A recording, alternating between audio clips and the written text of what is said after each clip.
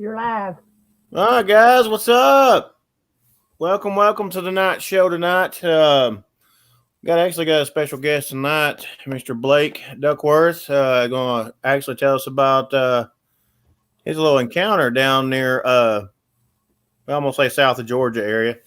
Part of and his encounter is actually on the BFRF, I believe. And I also got here, which always the crazy and the lovable Rick Weaver in here. But yeah, we're gonna have this little see what this encounter and find out how things went. So guys, whoever's out there, whoever's gonna be watching now and watching later, tune into this real clear and definitely enjoy this. I believe it's gonna be something great. So I'd like to introduce he's on camera right now. Rick's on the side there somewhere. But which, unless Rick found the Fountain of Youth, I'm sure that's not Rick, but that is right there. That's Mr. Blake.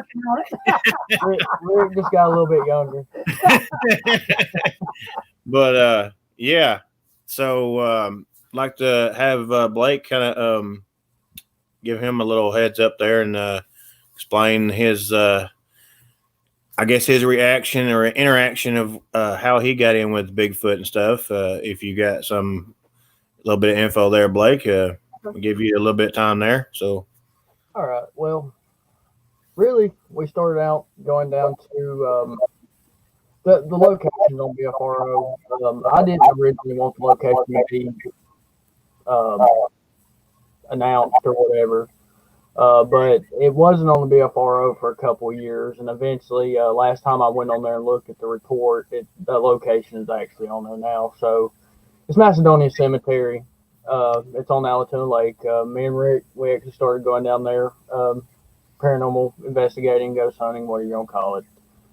I guess we went down there probably, I don't know, we'd been down there probably 10, 15, 20 times before anything actually happened. It started out, me and Rick were down there one night, and it started out with, pretty sure rocks were being thrown that was the first thing that ever happened. Then it kind of led into, we were down there one night, and we got a howl.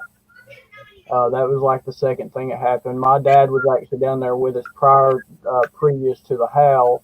And he was down there one of the nights we had rocks thrown at us. That's the thing about this encounter. Over a period of time, there were quite a few people that went down there with us and have heard howls or just unexplainable things. But anyways, me and Rick were down there one night, and we heard a howl. Didn't really think much about it. I mean, other than it scared us, we actually left as soon as we heard the howl. Didn't really talk much about it that night. We continued to go down there. I guess over a period of time, we heard another howl. And I actually got to looking at, I don't know what made me look at it, but I got to looking at reported howls online. Noticed a couple of them were similar to what we had heard. And that's when the idea of Bigfoot kind of popped up in the head, I guess. Because prior to that, we never even thought, anything about Bigfoot really to be true about the situation, or Sasquatch, however you refer to it. They were one night we were down there with a group of people.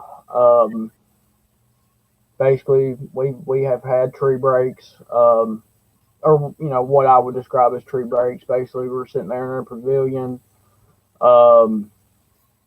And when a tree falls, you can hear it fall. Versus where this was more of a crack than a throw, I guess is the best way to describe what I encountered. Even the situation of what was going on. Blake, once you described the night that we were walking down the trail and we started hearing the chattering. It sounded like monkey chattering. Explain that to our viewers. Well, on multiple occasions, actually, we have heard what they consider as samurai chatter. Um, the first night that we heard it, we were walking down towards it's a point that comes out there at Macedonia. If you walk through the cemetery, if you go to the very back of the cemetery, there's actually a trail, and we were actually walking down that trail the first night that we heard it. And basically, it sounds like basically speaking, but syllables with no actual words. You can hear, like I said, it's more syllables than actual words is the best way to describe it. But you can definitely tell it's some form of language. Definitely intelligent language. Now, we didn't hear a second, well, from what we could tell, a second being or whatever you want to call it. So the purpose of the chatter, really don't know if it was speaking to another one or if it was acknowledging us. But that was the first encounter with the samurai chatter or whatever you want to call it. Cool. Do you remember what time possibly? I mean, I know I've read it on the BFR, but do you? I mean, I don't know how accurate it could be. Usually, the actual person that actually seen it can probably give you a better pinpoint on the time or how it felt, and that's more of the jars of memory. Yep. Do you remember maybe possibly a distinctive smell or possibly? Not that night. No, we have had encounters with definitely what you would describe as a skunk in between a dirty dog, just pungent smell. My dad, I know I bring my dad up, but he was actually down there with us quite a few times when we have had encounters with the smell. Okay. I guess a lot of questions that everybody always asks is about, something like cemetery stuff is, do you believe, well, I'm not going to say, do you believe, I'm going to put you on the spot like that, but do you, or how, I say, put it the right way, how confident would you be as saying that maybe Bigfoot and cemeteries, they have a connection somewhere, somehow? Well, they are definitely, of course, a lot of reports, especially the rural cemeteries. They are many, of course, there are many people believe that they are a connection, or I wouldn't say a connection, but for some reason, they like to stay around rural cemeteries. Mm-hmm. And I mean, I've read multiple reports of that. So, what the purpose is of them being there, that's one of those situations like you really can't explain it, but for some reason they do seem to be a lot of connections. Okay. I guess, do you remember possibly like what time or what year, what range, like summer, spring, or, the different season, what season it could have been, or? It was summer when we originally started going down there. It was in 2011. I don't remember month by any means. It was more, I guess, along the late summer because, we went from into that winter. Well, yeah, the winter time when we started and all really getting more action yeah. in the winter time. And we've had several encounters down there. Had one with his dad one night that I guess is really the first time that his dad actually acknowledged that this being was there and was real. We had walked around the lake, and I'll let Blake take it from there. Yeah, this is one of my favorite encounters that we had down there. So basically close to where I actually had I wouldn't say face-to-face. It was within a couple 100 yards encounter, but same cove. We had walked around back into the cove. Anyways, you're probably, I don't know, quarter mile from where the cemetery's at or something like that. Yeah, quarter mile, half mile. We'd walked back in there. Rick had done some howls and no responses. Quiet. It was really quiet that night. And we started to leave, and I was like, Rick, do another howl. And as soon as Rick quit, doing his howl, literally like within, it wasn't even a full second after Rick stopped his howl, we got a response that sounded just like Rick. and it was on the other side of the cove. Like it had to be right in the tree line. It was not far. Like the water was down, so they weren't much separating us between us and it. And needless to say, this was right after Rick had his heart attack. And needless to say, me and my dad kind of almost left Rick there that night. that was the first time my dad had heard it. We'd been telling my dad about the encounters and stuff, and he was one of those people, I guess, just didn't necessarily not believe, but never had an encounter. But that was his introduction to hearing something that you definitely couldn't explain. Not a coyote. I mean, because all the howls that we ever got down there, I mean, you could definitely tell that they were sometime coyotes mixed in with the howls, especially after the initial howl.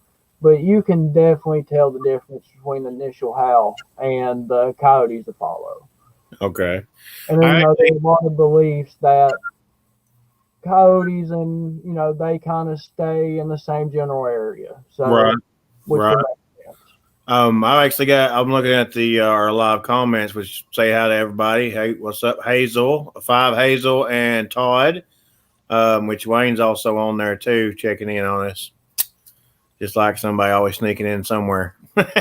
But there was a thing, Todd H, he actually said something about the chatter was the pitch all over the place or like from deep girdle or to high pitch, if you remember. More of all over the place. It was a mix of high and low, definitely. I mean, it wasn't far as it being, I would say if you had to say anything, it's probably more of high pitch and low pitch, but they were definitely some low pitch mixed in. Okay. I got, there was also one of our, audience said something about, has anyone ever heard of any encounters happening near any church? Which that's actually a pretty good question because, most churches, they do have cemeteries near them. I ain't never heard anything, and looking at the BFRO, I don't think I've seen any on it neither, which probably they ain't no, I don't think, my opinion, I probably nobody probably gets around the church anyways to be kind of feel probably either creepy or some other thing. I don't, they ain't no telling. Well, one thing about that I want to say is not saying that that's not possible, but majority of your cemetery sightings are definitely rural cemetery sightings. It's not like a cemetery where you got a church right in the middle of town type deal. I guess they could probably be a church sighting if it's with a rural cemetery. Right. That makes sense. He said, he also commented, said something about he's researched a lot of encounters and have yet to hear about any. As he's the same way, he was kind of agreeing with me, I guess, about he's not really had any near any churches. But I'd go with what you're saying there, Blake. If the churches are in town, I don't see it happening. They want to stay hidden. Something, I guess it'd have to be a church that's like out in the middle of the boonies, I guess, something which they don't tell them what kind of church that would be, but that might be something different. We don't want to get nearby, but because I know there's a church down somewhere in Georgia that's supposed to be, as paranormal part is supposed to be really haunted, and I think it's supposed to be the Devil's Church or something like they call it. Hell's Church. Yeah, that's it. Hell's Church. That's actually in Canton. Yeah.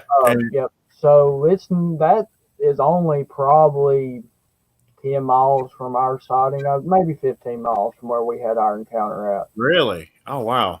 Yep. That's kind of not far. That's kind of interesting then. I was actually at Hell's Church this year. Have you ever been there and done an investigation with paranormal too, or has it was more just a quick visit. I'd never been there. I've heard stories about the place, and they don't really like people to be there. They have cameras up there and stuff. So it was more just let's go see run by and see it. Right. We didn't even get out of the vehicle. Yeah, I've never been there neither. I've heard about it, and I wish, like I said, I've I've looked at all the paranormal stuff. Different areas love it, and then actually getting with Bigfoot stuff and actually hearing, hey, somehow they connect, some by orbs, and it's like, okay, that's cool. That's two of my love things to do is paranormal or go, squatching. And I know I've told the guys, I'm gonna ask your opinion. Have you ever been? You've been down at the battlefield. Mm-hmm. Everybody knows the battlefield, so I'm not gonna hide that. I mean, I'm not saying there's a squatch location, but that that I've went down there ghost hunting. My opinion, which I have heard, and as I haven't had an encounter down there, but I've heard, as they say, as a woman you hear screaming. Yep. I've heard one down there. I've heard it twice.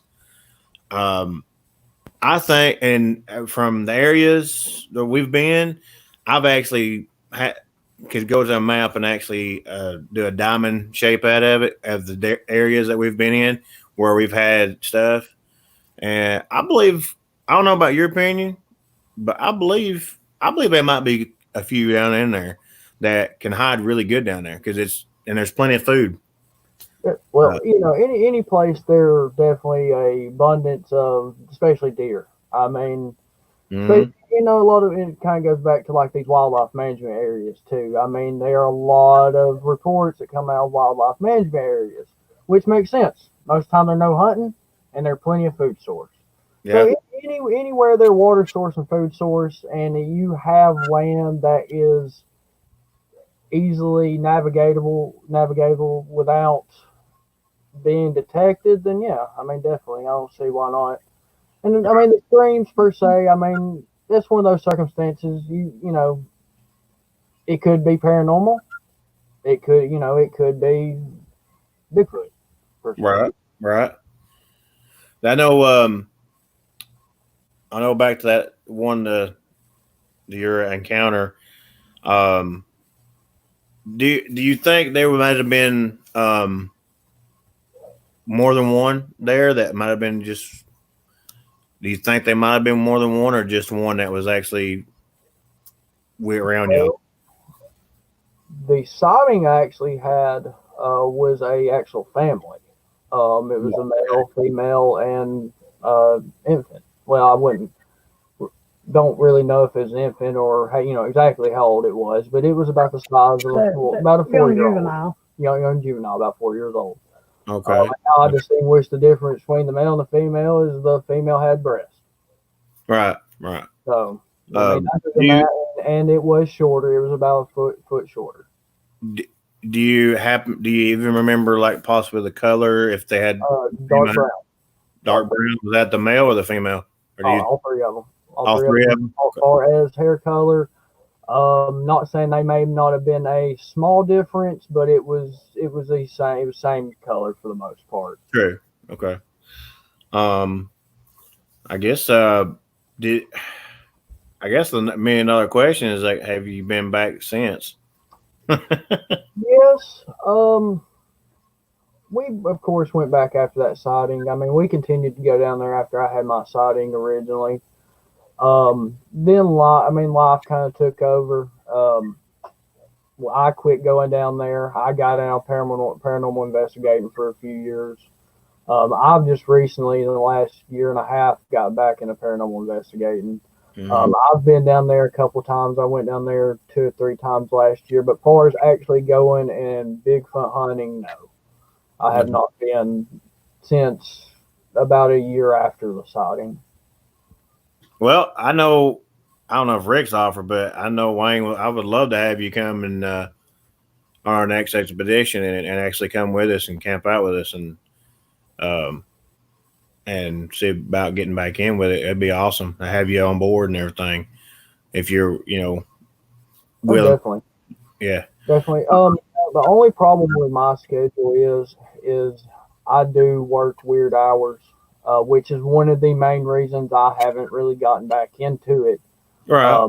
I get Tuesdays off, so like my schedule for my off days are weird. But yeah, definitely anytime I have free, yes, I would definitely love to get back into it. Well, we could work. I'm sure we could work around. A day when you're off and a weekend, and figure it out and plan it around it. I mean, we don't have to like, hey, it's got to be here. We can work with it. I mean, definitely love to have you. I know Wayne would definitely. I got see, hang on. Got Five Hazel asked, how close did you see any?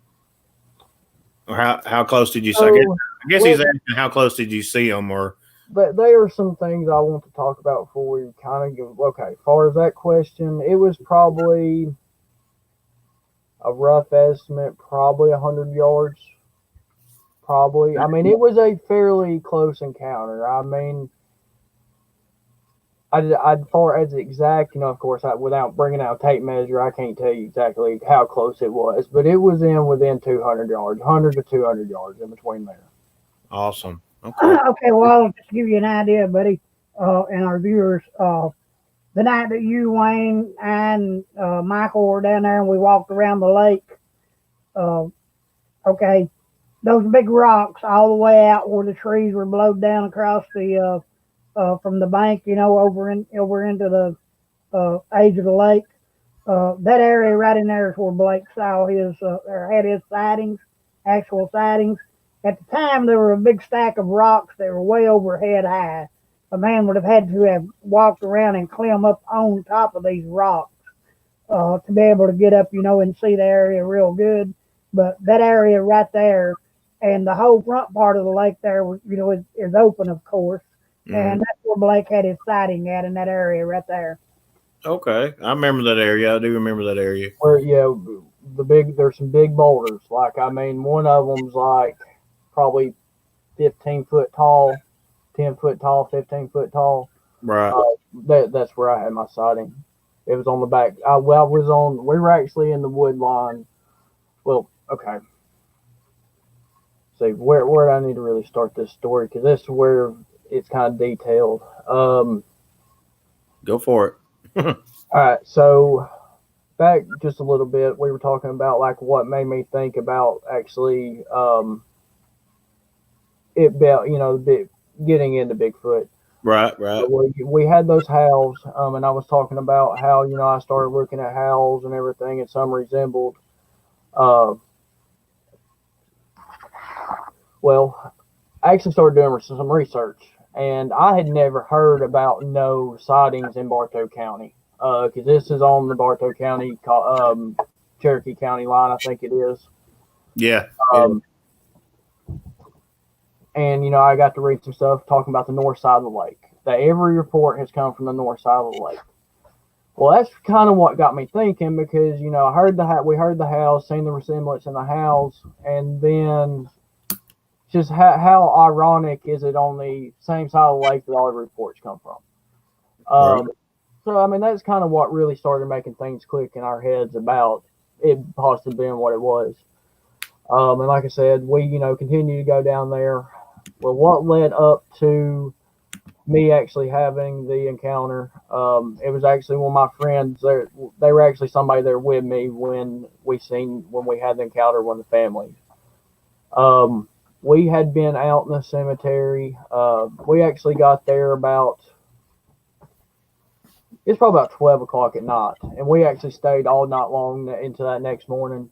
It was a really quiet night. Like, we never heard anything. No, I mean, as far as even paranormal, it was just quiet. I mean, no crickets, no nothing. And it was fairly warm outside. I don't remember exactly how warm it was outside. Well, we had a little rain right before it got daylight, and we decided to, once it stopped raining and it got daylight, we were just going to walk around that side where Rick was talking about, and just look for footprints, because I don't recall if we'd ever seen any footprints up until that. Pretty sure we hadn't. But as me and my friend started walking around the lake, we felt like we were being followed. Just had a really eerie feeling. And we'd actually come across some looked to be footprints, which I took pictures of them at the time, which I don't have it. I don't have the camera anymore, and they were saved to a computer. They were on your computer at one point in time. Yeah, when it crashed, yeah.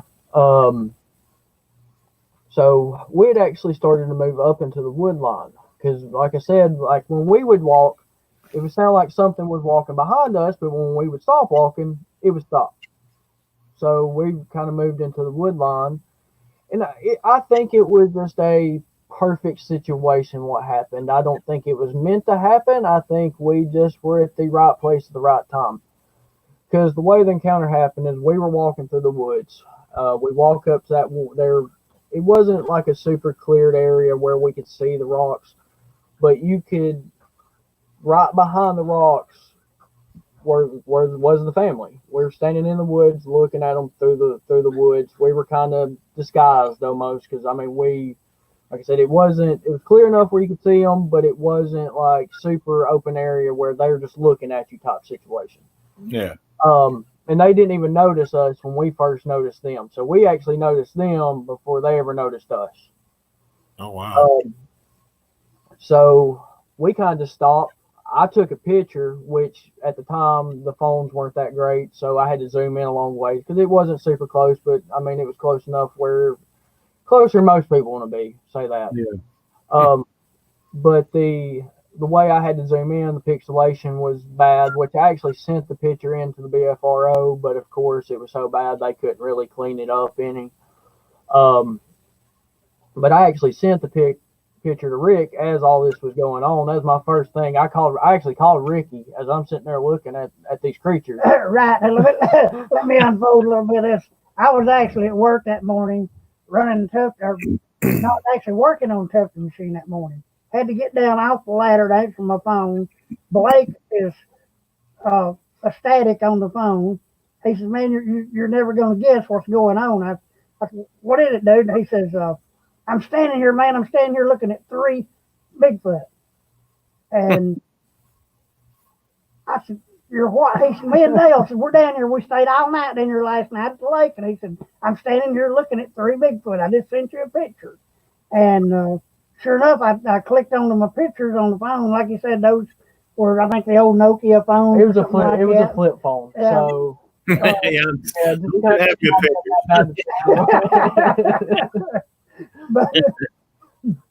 but it was wild though. I was standing here right in the middle of the plant up there. The plant manager, a couple of other office members come walking down through the plant. I'm standing here talking to Blake about Bigfoot and holding up the production on the machine because of all this. So it was a wild encounter, but it was well worth it. So after I called Rick, I don't really want to expose my friend, so that's fine. You don't have to. We ain't asking for that. That's fine. Because of what he did, he actually tried to get close to them, which I don't recommend anybody doing. He didn't get super close, but that's actually what scared them off. Is I guess they heard him, and the mother actually picked up the infant or the child and actually carried it. Once they stepped into the wood line, they took a right straight into the wood line, and it was like they were never there. Didn't hear nothing, didn't see nothing. It was literally, how a lot of people say that once, they can come and go. That's what it seemed like. It was literally, they were there 1 second, next minute they weren't. Yes, we've seen them step into the wood line, but a creature as big as they were. The male was at least 7 foot. Female was around 6, maybe a little bit bigger than 6. Like I said, the infant or the child was about a 4-year-old, about 3 or 4 foot. So you believe it was maybe a young family? Yes. Yeah. Yes. It's one of those things. They're as far as age, we don't know enough to be able to describe as far as age. They were no gray hair. They were no, and size wise, they weren't. They were big. Even the female, she was size wise, she was big. She just wasn't super, super tall. She was tall, but not like 8 foot like, we hear a lot of times of a lot of reports. Right. 3 things that really stood out to me, and this is on the BFR website, of course, is the color. Pug nose. There are a lot of reports of them having pug noses, kind of squished in nose, kind of like an ape or gorilla would. That was one thing I was able to see. Could not tell on the younger one, but definitely the male and female, same nose. And they had cone, like, the more cone shaped head. Right, like straight up. Yep, yep. Okay. But it wasn't. I mean, when I say straight up, it wasn't like, but it was just kind of more like the crown of it was. Oh, yeah, was, got you. I got you. Elongated. All right. Do you think? Well, your friend, sneaking while trying to sneak up. Which I seen one of the comments on the thing here said that, he's probably blessed that he didn't have an aggressive encounter with a baby, because you hear a lot of them talking about the mamas will do something or throw something and everything, but maybe because they were a young family, maybe they were just. Well, his whole purpose of trying to get closer was to get a picture. Right. But he should have just left it alone. I mean, thank God that they pretty much were more scared of us than we were them at that point. So, all right, Blake, we got a question here. Stocky like a gorilla or kind of lean? More grillish, for sure. I mean, definitely human features. That was one thing that I could tell is, even though it did have the pug nose, the facial features were more human-like than ape-like or gorilla-like. Build of it, definitely muscular. I don't know if you necessarily call it gorilla, but very muscular. Like basically like a silverback in a way, muscular. Yeah, kinda. Yeah. Full grown. Okay. Yeah. I can see that. I could probably see that definitely. Do you remember do you remember exactly what they might have been doing? Like if they're just chilling out there, standing around, or? Well, the mother and the child, whatever you want to call it, was facing away from us to begin with. The only one that was facing our way was the male, the father, whatever, I guess what you call it. They were. I couldn't see what they were doing down low. Okay. Like, I was able to see enough of them to tell what was going on, but far as exactly what they were doing, no. The male basically was just looking. I mean, he really wasn't doing anything important. He wasn't, they weren't eating, they weren't anything like that. I think they were just there. Do you think maybe that the male was actually there watching over the female and that, that's something, because I couldn't exactly tell what the female and the child were doing. So yeah, I mean, that's a good possibility. I mean, it could have been more of a lookout type situation for some reason. Right. Well, did you after seeing? I mean, I know y'all. I guess after that, did y'all leave the area or like go back the next morning? Maybe okay, see. So after the encounter, we didn't take the exact same path that they did, but we didn't go back the same way that we had come. We went through the woods. And this is where things get a little bit more interesting. All right. So we went, like I said, general area the same way they went. We actually come across a nest that was big enough for about a 7-foot person to get into. And you could tell that the branches were broke, not cut, of course. Mm-hmm. And one of the things that kind of still bothers me to this day is we found X's that were on the ground. We found probably 3 or 4 just randomly placed, perfect as day X's. Two branches put together. I mean, the branches probably weren't real big. They were probably like that. They'd been snapped. They were in perfect X's. Mm-hmm. Well, I actually started to move one of the X's. I picked the X off of it, and I was just going to see what was under the X. And I saw what I do believe to be bone. Whether if it may have been a burial site, don't know. I really wasn't trying to find out once I seen. But that pretty much after that, we just walked on back to the truck, and that was the end of it. Oh wow. I wish Rick still had the pictures. He had the pictures on his old computer. I took pictures of the X's. We had come across, which a bear could have done it. We come across a tree that kind of like one of the pictures Rick had found here recently, where it just looked like the bark had been just yanked off of it. And it was super high. It was where the bark was missing was a good 5.5 foot off the ground. It's not like it was lower like most bear would do. It was up higher, so it could have possibly been, yeah. Right. I want to mention that the tree Blake's talking about that I have pictures of here now. That was also taken down there in the same location where Blake and them had the sighting at. Now, I don't know how I feel about. It's one of those circumstances. They have been a lot more human presentation there. It's a lot more human activity down there. They're actually clearing out some of the trees and stuff down there. So I don't know if they would possibly still be in the area, because like I said, I haven't been down there since they started clearing the area out, really, especially, trying to find, getting responses or anything. Right. I don't know if they've been pushed down there. I mean, Rick says that, there's still evidence down there, and I know y'all went down there not too long ago. Well, we got three whoops that night that they actually recorded that night.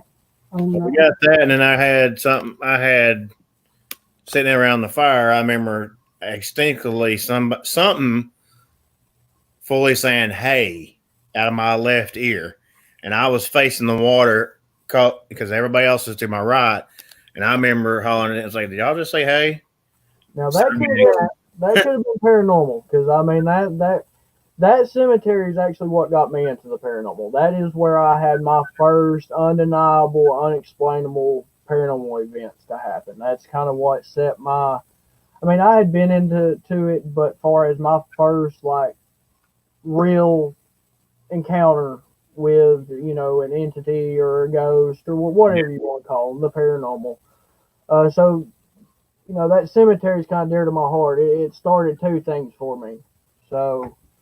That hay could have definitely been more paranormal than anything to do with Bigfoot or Sasquatch. Right. Hazel actually asked, did you hear anything while being near the nest or the X's? Did you hear? Not a thing. No sounds, no nothing other than us. Okay.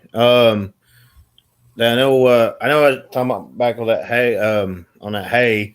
I know that, I know I've heard after that, I heard there was a couple of people saying that they can mimic, certain people can mimic that. And I was like, okay. And that kind of goes back to that howl that sounded just like Rick. We actually had that happen twice.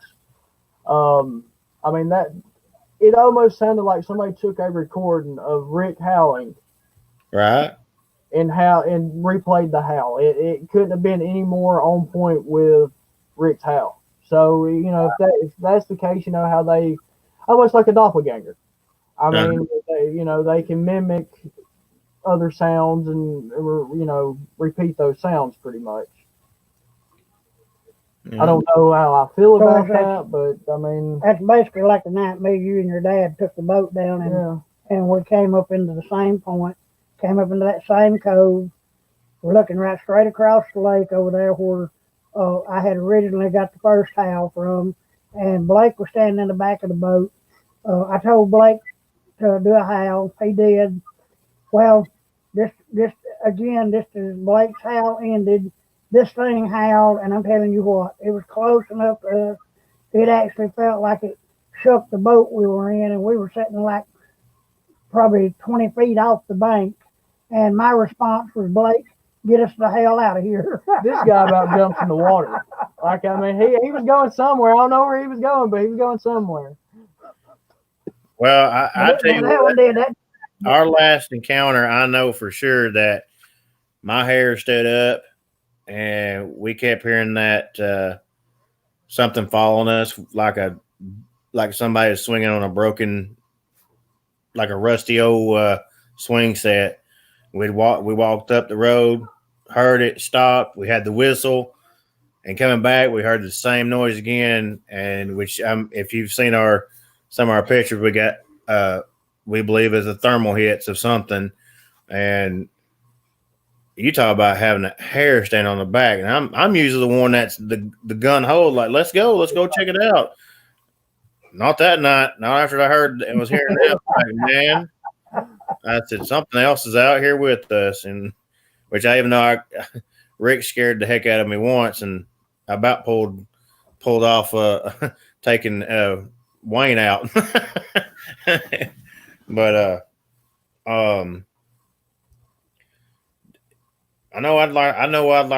when we went there, I'd like to go back again. I really want to go back there again. Well, there also something it talks about in my BFR report. I don't, you know what? Screw it. I'm just going to tell how it went. It did involve national security to a certain extent. On the report, it says Army National Ranger, something like that. So what happened, and my dad is a witness of this. He was with me that night. He was the only one with me that night when this happened. We went down there, just me and him. We were mainly just down there ghost hunting. We had done some howls, nothing. Well, we're sitting on the pavilion. We're getting ready to leave. A vehicle pulls up. There are 4 guys that get out. I had a spotlight with me. So as they're walking up, I shine the spotlight on them. 3 of them were dressed normally. They were one guy had a full tack suit on, like bulletproof vest, AR-15. Yeah. You know, almost looked like SWAT for the most part. He walks up to us. He just they weren't there to bother us. You know, he asked what we'd been doing and just trying to make conversation. He wasn't, being really nosy or anything. He was just talking to us. And, I was honest with him. I kind of snickered a little bit, and I was like, we're down here Bigfoot hunting. And hand on the Bible, this man says, I can't remember his exact words, but basically it was to the extent of, we know they're here. And he actually gave me his number.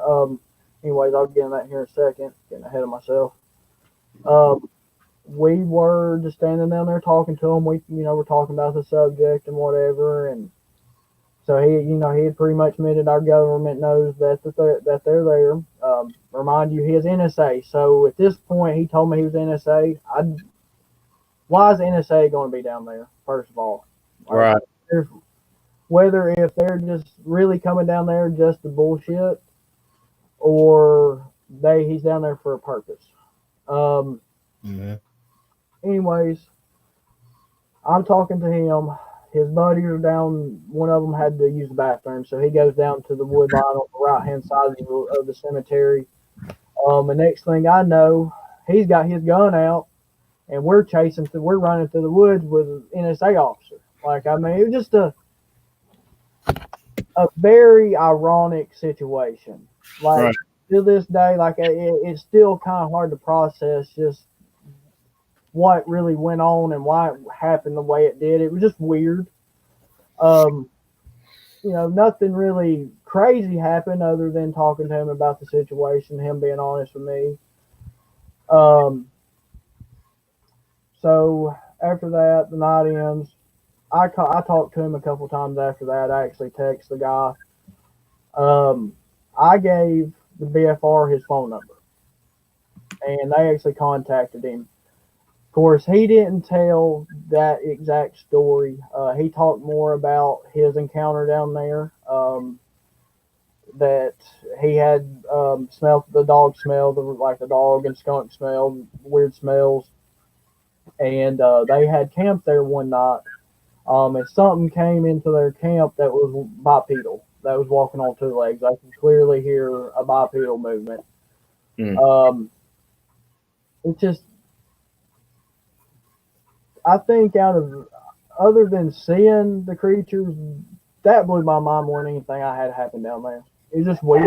And what makes it so ironic is that this place if you'll go on a BFRO and check it out, there's actually, I know of 7 or 8 different reports there within a time frame that we were going down there where people had actually reported to the BFRO about howls and screams in the woods at night, about things coming to up into their backyards. But just go on there and check it out for Georgia, for that area, Bartow County. I think they're like 4 reports on the Red Top area, and then that one that a truck driver reported one crossing 75 in front of him. Which is near Red Top, yeah. Yeah. They had I seen another guest, one of our viewers, asked, "Have you ever been hit with a infra? I'm probably saying it wrong. Infrasound. It's basically, from what I understand about it, is infrasound. Lions and other predators. It's a tone that they release that is below 19 hertz. Basically, it stuns whatever they're after. It kind of stops them in their tracks. It's a hunting tool for them, and it's more or less, it just puts fear into whatever's around at that time. Well, you can actually feel it in your chest. We were down there that night, and I think maybe it was Andy or maybe been Josh. I can't remember, but now one of them, you remember, took a real bad headache that night while we were standing there up there at the pavilion, and actually had to sit down there at the pavilion for a few minutes. And I don't know if it had anything to do with the Bigfoot or what, but it was kind of strange that 1 minute the guy was feeling fine, and then the next minute he was complaining about being nearly dead with a headache. So I don't know. I don't recall that. Well, that's pretty cool. I mean, it gets, I mean, every bit of my. And I just want to say something. Like, I'm a realist when it comes to anything. I'm very open-minded when it comes to paranormal and Sasquatch and stuff like that. But even, like, for example, I'm just going to use this for example. I just got back from a trip from Old South Pittsburgh Hospital. And there were some things happened there that seemed very paranormal, but with a little debunking, they were easily explainable. Mm-hmm. I go into situations, if I can't 100% prove something, then it's not real to me. Right. For anything I say, I'm not going to speak unless I was 100% sure about the situation. Right. I'm 100% with you on that one. That's me with the group here. Is I always think, how they say is, I think outside the box. Mm-hmm. Like, okay, can Mother Nature do this? Can a human do this? What animal can do this? And if it gets to where I can't explain it and can't figure it out, it's like, it's got to be this. Yep. Yeah, when I was talking about Old South Pittsburgh, I had one thing happen to me that had a door slam on me. A circumstance like that, that's something that's easily, there's nothing else that could have did it. Right. Well, everything's thrown out the window. Yeah. And then when it goes to Bigfoot reports and Sasquatch reports, I'm a firm believer that you have 1,000 reports. You can throw out 80% of those reports. Yeah. I mean, it's going to be misidentification. There are people that do it for attention, for whatever reason. I mean, the main thing is going to be misidentification, right. And especially people that aren't in the woods. Now, you got police officers, you got military, you got hunters, people that spend time in the woods and have something happen. Those are the people you want to listen to. I mean, I'm a firm believer in, like I said, not everybody's credible, but there are enough credible reports that they are definitely, whether if it be a undiscovered human species, a something that's been on Earth that's just went undetectable that we thought went extinct.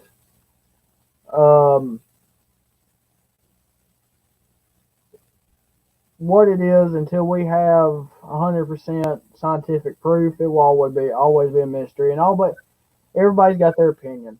I mean, and everybody's entitled to their opinion because none of us really know. We have speculation, but speculation's one thing, science is another.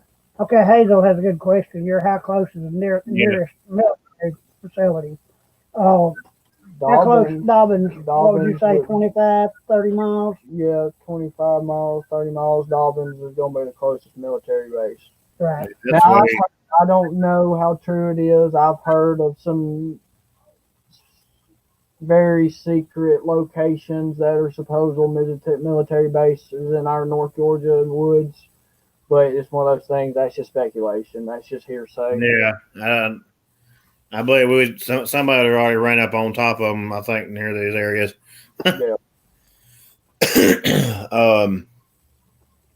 I think it's saying something they said commented on it saying we all seek logic explanations for paranormal and I lost my voice encounters and then which was from Hazel, and then we had Todd H said law enforcement and the other public servants are more credible in a book for sure, which that's I you know, when you got a dash cam and it sees something across the road and it doesn't, and you can tell it's not a bear, it's not a deer. I don't see how they can go back and, as they say, Photoshop anything. That's the best to me. That gives me a whole lot more. Okay, that is definitely got to be a Bigfoot. What else can that be? I don't see a human being or them actually going down the road and actually doing, having somebody cross the road that fast. What do they have to gain from the situation? Right. Well, right. A couple of years ago, we had the state trooper from here in Georgia up next to Dawsonville, and this is actually the one running across right. And they actually done a DFRO came out and actually done a on-scene investigation of this, and it actually showed on the dash cam this thing running out across the road, late at night. But you could clearly see that it was a bipedal creature, that it was on two legs, and that it would run a lot faster than any bear, anything of that size that I've ever seen run. Well, here's my thing is we have proof. They've been plenty of proof presented scientifically, but for some reason our government don't want us to know the truth. I mean, there's so many incredible things that have happened that have gotten rid off as hoax or gotten rid off as, just non-credible, when in reality, just like that body, I'm a firm believer that body was found over in Blue Ridge, or either Blue Ridge or Jasper or whatever, back in 2010, 2011 area, something like that. Well, Wayne and I had this discussion the other night, Blake, and Wayne went back and pulled up a bunch of records on that, and according to the records that he was able to obtain, one of the guys that was involved in that is a known Bigfoot hoaxer. But now again, I was like you. I saw the creature in the freezer. I saw the photo of it, and my standpoint, like a thawed out. Right. My standpoint is that I'm not saying that I done taxidermy work. I done taxidermy work for over 20 years. Run a full-time taxidermy studio for over 11 years. I've mounted thousands of species over the years, everything from bear to mountain lion to raccoons, anything that they could possibly drag in. A 15-pound lobster that I done for the Booth Arts that owned Beaulieu International. But from what I saw in that freezer, to me it looked credible. But there you go again. When you get, it's just speculation. Right, it's just speculation. Right. That's But I guess that's what makes the subject so fun. Is the speculation? Is the just the what ifs? I mean, I hate to use this for example, but Roswell, New Mexico crash. when it comes to UFOs. You know, if you think about it, the government reports a UFO. Okay, a couple days later they come back with a weather balloon. So that either tells us our government is stupid and can't tell the difference between a weather balloon and a UFO, or we have proof of things that they don't want us to know about. Right. That's true. That's like when back in the day, Area 51, everybody thought that was a make believe base, and then now all of a sudden, government says, "Hey, you know what? It's cat's out of the bag. Hey, yeah, we have an Area 51," and I think it's just a matter of time. Which I know that the government knowing about them and trying to keep it. I don't know, trying to keep it hush hush, but I don't. If you, it's like Rick showed a thing back over in Oregon and Washington that they have a law, which Georgia apparently has one too. There's a law against killing a Bigfoot. Yep. Well, okay, just like I explained to Wayne and Rick, it's like, okay, if you have a law in place, you have to have Proof. a lot of good proof, good evidence to bring that case forward to a Supreme Court that will make a legislatory to make a law to protect it, or well, somewhat protect it. I mean, it's not really protecting it, but it's basically a punishment. I mean, that's There's got to be some proof there. I mean, what's the point of making a law like that if they're not actually a situation to protect? right. That's right. Exactly right. I know I'm looking at the comments here. I seen Hazel something about the difference between synthetic telepathic and natural telepathic, and one is introduced as VAV2K wireless technology. Okay. Yeah, that would be, I guess, more of a man-made not mind control, but I mean, right. Do you believe, or do you think that Bigfoot could possibly use telepathically with humans? I'm a firm believer anything's possible. Okay. I mean, it's one of those things. I mean, of course, there are a lot of reports of it. It goes back to not everybody's crazy. Mm-hmm. So they are somebody that's had something happen to them for that theory to come about, and that is fully credible to that being real. Right. It's just yes, yeah, I do. I'm with you there. I think it's possible. I've done the search with since so much is over here with the Cherokee, me having the bloodline part of the Cherokee. You go back and read, they talk about these creatures. They talk about something out there, and you got it. And to me, I think that's a great evidence right there, because they lived off the land. They lived in the woods. I mean, they lived in the area before the houses and everything were here. They were a big believer in Sasquatch. Right. My grandfather, Plainer, was a full-blooded Cherokee, and Grandpa, he always, as I was just a kid, he would tell us about. They called them the Watcher of the Woods. They actually protected what was in the forest, and that was Grandpa's belief. That's when I guess more of I wouldn't say spiritual aspect side of it comes in, but what if they are able to go in between different dimensions, or that would explain how they're there 1 second, one in there. I mean, that's a different subject for a different day, really. Right. But I mean, we can all speculate different answers to the situation. I didn't even think about that until you said that. I was like, what? Wait a minute. How they going? Yeah, that was pretty good. Shoot, I'm trying to think of something else. Rick, do you have any? I think Blake's drained me of everything out of me. I've really had a brain fart right now.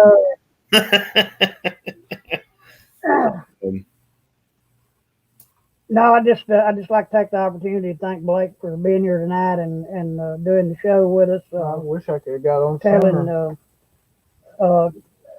and just sharing his encounter with our viewers. Blake's a good guy. This is the first time my story's ever been told to anybody. Other than family members and stuff like that, other than the BFRO. And the BFRO was kind of closed. It was being put out there, but I didn't give them my name as far as to put on the report. I kept it pretty, what am I looking for? Unidentified, I guess. Right. So this is the first time I've ever in public really told my story. So, well, I with the group, and as Rick said, appreciate you coming on, and it's been awesome because I went and read the report, and then before I even met Rick, and then they talking about that was Blake, and I was like, you talking about the guy that done the report here when we had the thing, and he's like, yeah, I was like, that's awesome. I read the report. I was looking at all of them, and it's an honor for you to come on, man. Because this is what gets it out there. It's what keeps me motivated, keeps everybody else that's wanting to know this creature, wanting to get to know it. Hey, there's too much encounters. Let's keep working at it. There's one thing I want to say because I'm a disbeliever. I can't tell you even I watch podcasts all the time when it comes to this type of stuff, and I'm like, oh, that guy, that guy's lying. You can kind of pick through people and kind of just find flaws in their stories and stuff like that. Hand on the Bible, on my son's life, this is my story. No bullshit about it. So, well, nobody's here gonna doubt you for anything about it. That's what we're here for. If people come on and say their story. It was just same with, if you go back and look at the YouTube, you'll hear about my encounter with the one sitting on the tent. It was crazy. And crazy thing, I have not been back to that site except for driving by it. I have not stayed there, not since then. I want to go back, but I don't think it's there. I don't think there's one there anymore because it's so close to the interstate. I think that night was just situation. Yeah. Right. It's like your situation. It was just passing through maybe. But I know when we was there, I know they're still there. I believe they're still at that cemetery. I believe they're there. There's too much, the area right there, Red Top. I think they're still there. That is the side that is close to the Appalachian Trail. There's so many. The ball keeps rolling if you think about it. You can make a case out of it and why they're there very, very quickly. Right, and I've done a lot of studies myself. Not only is it WMA, it's Wildlife Management Area. Yeah. It's on the side that the Appalachian Trail side is on. It's a little distance to the Appalachian Trail, but look how much land is there for them to travel. Exactly. Yes, it is populated, but not to the point where they can't go undetected. There are hundreds of thousands of acres of land there that nobody goes on. Right. There's water. There's plenty of food. So yeah, it's a perfect. And then the cemetery. If you think about all that together, it's a perfect scenario. Right. Well, I know tonight has been a great night, great show. We're already over 4 minutes now. I want to say thanks to all the guys on the interacting with the fans, with our subscribers, which some of them said thanks for coming on, Blake. You're welcome. Thank you. Guys, check our website out. Go check our Facebook out. Give us, hit me up, hit Rick up, hit Wayne. Let us know. Come on, if you want to come on and tell your encounter, we'd love to have you. And yeah. I know Wayne mentioned on there a minute ago, said you're welcome. Welcome, like I told you, I already invited you. He must not heard that part. To come out, we'll figure something out. work something with your schedule. Oh, if you guys ever want me on another podcast, I mean, I'm welcome to come on to another podcast. So okay, that'd be great, man. I know the fans would love it. I know I'd love to hear it again. More about even if we do, something with paranormal and stuff, and I believe there's a connection, something with them. I really believe there is. I know my wife we was talking about it today, actually, about why they're near the cemetery.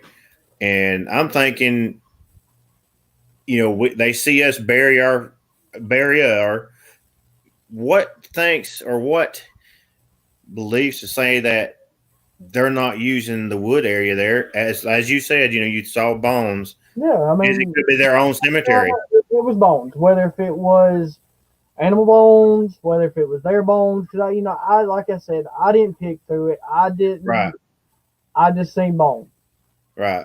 Exact size. I mean, I can't give you the exact size. I just seen bones. So before we go off here, explain to our viewers, what was running through your mind when you saw those bones and why you didn't actually. I didn't want no part of it. I didn't want no part of it. I wasn't trying to find out.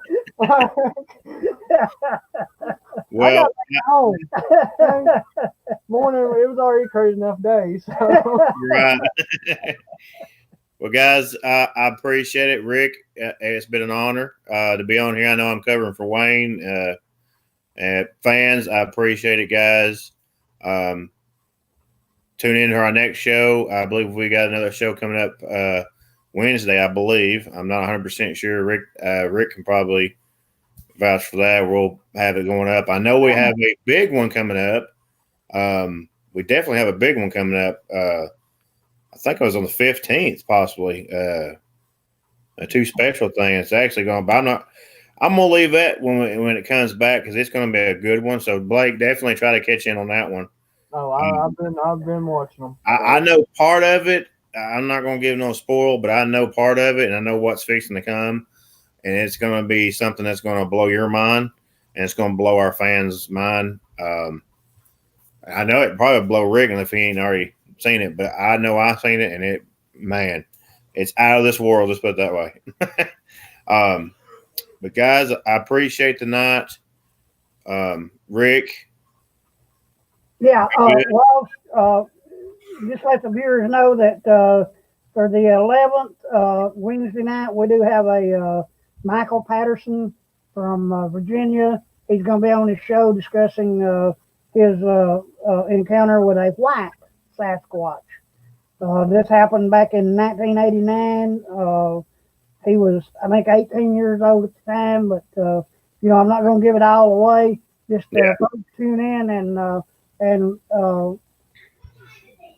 hear Michael's encounter.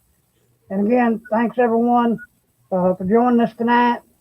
Everybody, see you guys out there. Peace out, and remember, as always, if you encounter one of these creatures, as always, and I stress this on every show, if you encounter one of these creatures, please do your best just to back out of the area, let them have it. These creatures are big enough they can hurt you. Thank you, and peace out. Peace, guys.